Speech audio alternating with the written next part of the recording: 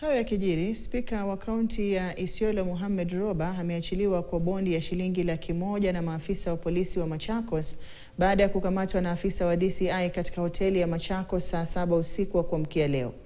Roba alizuiliwa na kuhojiwa hadi mwendo wa mchana alipoachiliwa kwa dhamana ya pesa taslimu, huku akisindikizwa na kundi la mawakili wake. Anakabiliwa na vile vile shtaka la kujaribu kuua wakati wa mzozo wa hivi majuzi katika bunge la Isiolo, ambapo alichomoa bastola yake na kufyatua risasi hewani kuwatishia wahuni waliokuwa wameajiriwa kusababisha ghasia katika bunge hilo wiki jana. Akiandamana na wawakilishi wadi, spika huyo alisikitika jinsi alivyovutwa katika swala ambalo hakuwa anashiriki na kuhusika. Baada ya wawakilishi wadi walidai kwamba maisha yao yalikuwa hatarini, kwani walinuia kupiga kura ya kutoa ama kutokuwa na imani na gavana huyo.